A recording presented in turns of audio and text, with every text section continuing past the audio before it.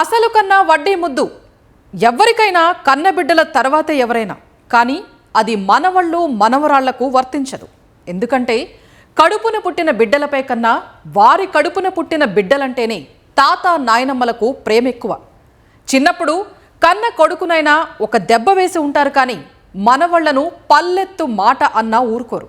రక్త సంబంధం అంటే అంత ప్రేమ. కానీ ఇలాంటి బంధాలకు బీటలు వారుతున్నాయి.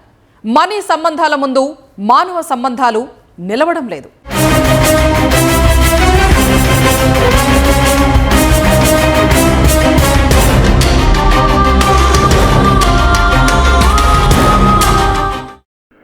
అమ్మా నాన్న కన్నా అల్లారు ముద్దుగా పెంచిందన్న ప్రేమ చూపించలేదు. అడిగినప్పుడల్లా డబ్బులిచ్చిందన్న కనికరం కానరాలేదు. వృద్ధాప్యంలో ఉన్న నాయనమ్మపై ఆప్యాయత పెంచుకోవలసిన ఆ మనవడు పగను పెంచుకున్నాడు. మిగిలిన మనవళ్లను దగ్గరకు తీసుకుని తనని దూరం పెడుతుందన్న అపోహతో కక్ష పెంచుకుని చివరికి కడతేర్చాడు.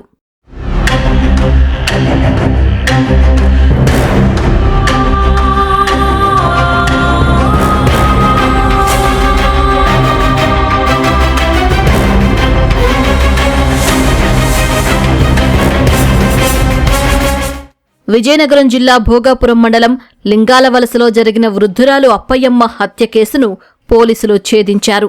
బంగారు నగల కోసం ఒంటరి మహిళలపై దాడులు చేసే గ్యాంగ్ జిల్లాలో సంచరిస్తోందన్న కోణంలో దర్యాప్తు చేపట్టిన పోలీసులకు అసలు నిజం తెలిసి షాక్కు గురయ్యారు.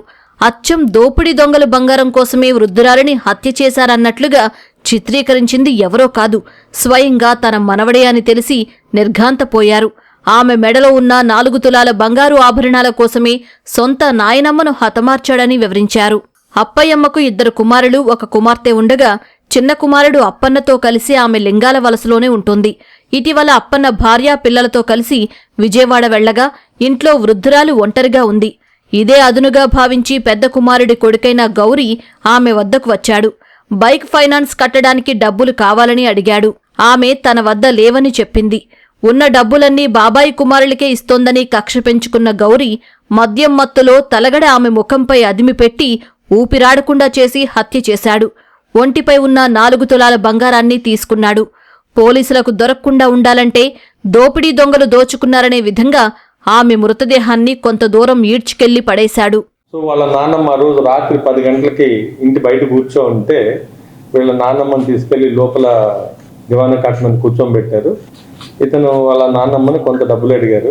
ఒక 6,000 రూపాయలు, నాన్నమ్మ నా బండి కిస్తీ కట్టుకోవాలి, ఇన్స్టాల్మెంట్ లోన్ తీసుకున్నాను అనేసి అడగడం జరిగింది. ఆవిడ ఇతను అబ్జర్వ్ చేసి ఇతని ప్రవర్తన చూసి ఆమె లేదు అని చెప్పిన డబ్బులు, ఇతను కొంత గొడవ పడడం, ఆమె నేను ఇవ్వడం చెప్పడం జరిగింది. ఇమ్మీడియట్లీ ఇతను వాళ్ళ నాన్నమ్మని అదే దివానా కాట్ మీద, ఇతను అప్పటికి తాగిన కైపులో ఉన్నారు, మత్తులో ఉన్నారు, వాళ్ళ నాన్నమ్మని దిండు వేసి అదవడం జరిగింది. ముఖం మీద దిండు వేసి ఆమెని బలవంతంగా చంపేశాడు.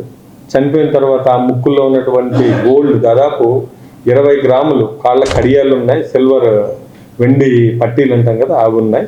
అంటే విలేజ్లో వేసుకుంటారు కదా ముసలి వాళ్ళు, అలాంటి పట్టీలు ఉన్నాయి. అలాగే ముక్కు పుడకలు, చెవులు ఇవన్నీ కూడా ఆమె దగ్గర ఉన్నటువంటి అన్నీ కూడా ఇతను బలవంతంగా లాగేశారు. బయట తీసుకొని వచ్చి ఒక కొంచెం దగ్గరలో ఉన్నటువంటి వాటర్ ట్యాంక్ ఉంటే ఆ వాటర్ ట్యాంక్ దగ్గర ఆ బాడీని అక్కడ వదిలేసి వెళ్ళిపోవడం, ఇతను పోయి పడుకున్నాడు.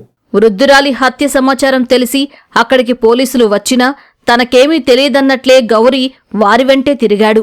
అయితే పోలీసు జాగిలాలు గౌరీ చుట్టూ తిరగడంతో వారికి అనుమానం వచ్చి గౌరీ కదలికలపై నిఘా పెట్టారు. దోచుకున్న ఆభరణాలు అమ్మడానికి నిందితుడు ప్రయత్నిస్తూ ఉండగా పోలీసులు పట్టుకుని అరెస్టు చేశారు. అతని వద్ద నుంచి 18 గ్రాముల బంగారం, 106 గ్రాముల వెండి స్వాధీనం చేసుకున్నారు. డాగ్ ఎంతసేపు అతని చుట్టూనే తిరుగుతుంది, మనోడి చుట్టూనే తిరుగుతుంది, అక్యూజ్డ్ చుట్టూ. బట్ లోకల్ కదా ఇతను కొంత మనకు డాగ్ తిరగడం ఎందుకు తిరుగుతుందంటే నేను వచ్చాను సార్ బాడీ కొట్టానంటే అలా అనుకొని మనము ఎవరు చేస్తుంటారని మన టీము, సిసిఎస్ టీము ఇతని మీద అబ్జర్వేషన్ పెట్టడం జరిగింది.